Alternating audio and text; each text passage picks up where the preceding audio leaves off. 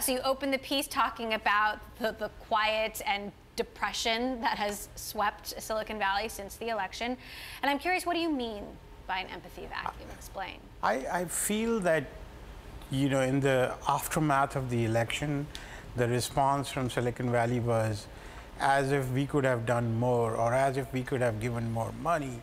And there was a lot of sense of self-righteousness about as if we didn't do enough from the point of election. And there was a lot of debate on Facebook and Twitter, and people who have called friends. It's still happening. And for me, it was like I took a week to kind of step back and say, wait, why are we not talking about what is the actual cause of why a large portion of our society voted a certain way? And the more you realize it, it is coming from the place of people have very little hope, they have no jobs, the economic prospects are dark, and people are fearful. And to kind of make it all about Silicon Valley is the wrong way to think about it. I actually think that we are contributing to the big changes in the society, so it behooves us as this industry of change to take a step back and perhaps have a sense of understanding and empathy towards people who are, you know, who we tend to impact. Mark Cuban, who is a huge Hillary supporter, tweeted, "We all need to give President-elect Trump a chance, support the good, lobby against what we disagree on.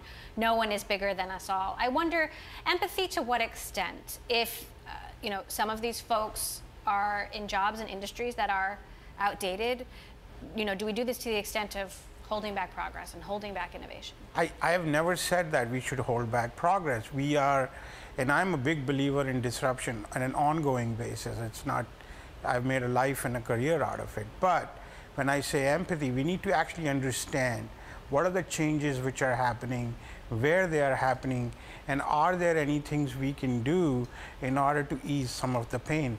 I'm not talking about handouts or any of those things. I'm talking about, can companies like Google and Facebook and Microsoft think about setting up smaller development units in, you know, middle part of the country or in south of the, you know, southern part of the country, sort of like how Chattanooga is trying to do, you know, innovative tech startups there.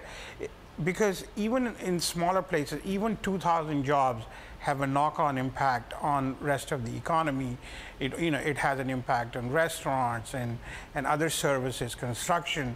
So you bring, it's not going to replace every single job, but it does give some direction of hope to people.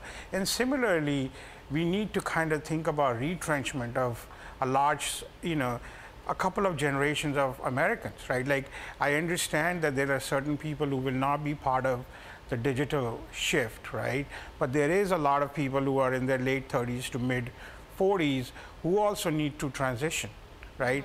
And I think we need to be thinking about, can we redeploy them in a different part of the workforce?